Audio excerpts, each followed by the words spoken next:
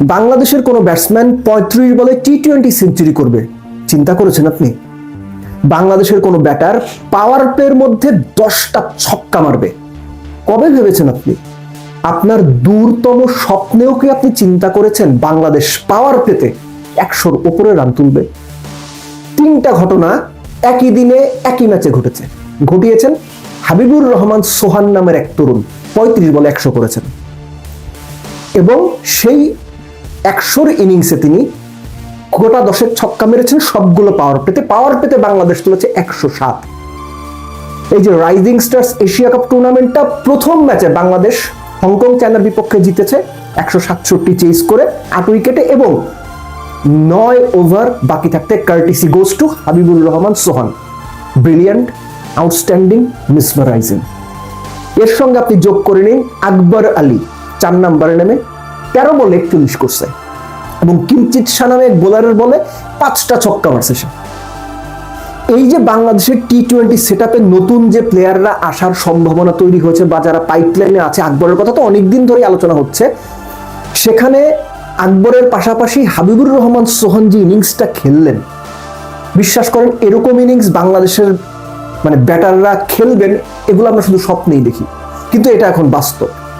একটা সময়ে তো হাবিবুর রহমান সোহানের রান ছিল 24 বলে 88, তিনি যদি 25-26 এই 2 বলে দুটো ছক্কা মারতে পারতেন, 26 বলে তিনি 100 করতেন, যেটা হতো দ্রুততম টি-20 সেঞ্চুরি অফিসিয়াল রেকর্ড। সেটা বাংলাদেশের রেকর্ড হতো, সোহানের রেকর্ড হতো।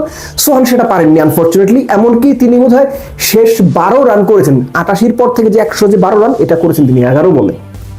24 বলে 88, 35 বলে গিয়ে 100। লাস্টে তিনি খুব বেশি স্ট্রাইকও পেননি, তিনি রয়েস হয়ে খেলেছেন। বাট দেন এগেইন এই যে সোহানের ইনিংসটা না, এইটা আসলে ভাই আপনি যদি দেখে থাকেন আপনার অনেক দিন মনে থাকবে।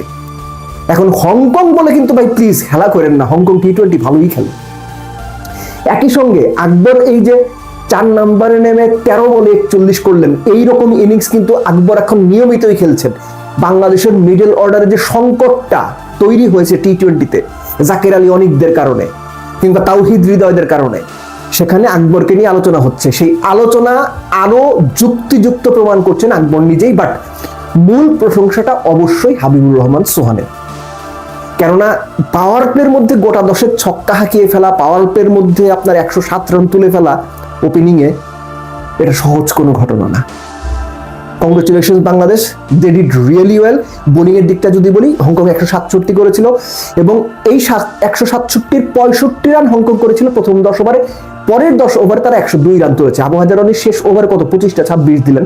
সো তারপরও বলবো ব্যাটিং ওয়াইজ বাংলাদেশ হংকংকে জাস্ট উড়িয়ে দিয়েছে। Habibur Rahman Sohan, congratulations to you, very well done young man.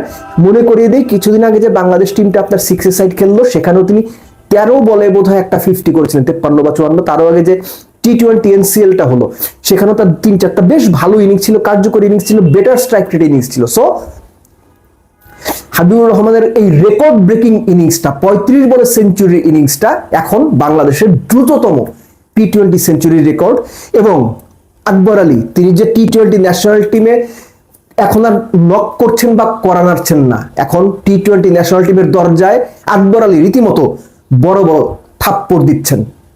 যারা দেখার কথা তারা দেখছেন তো।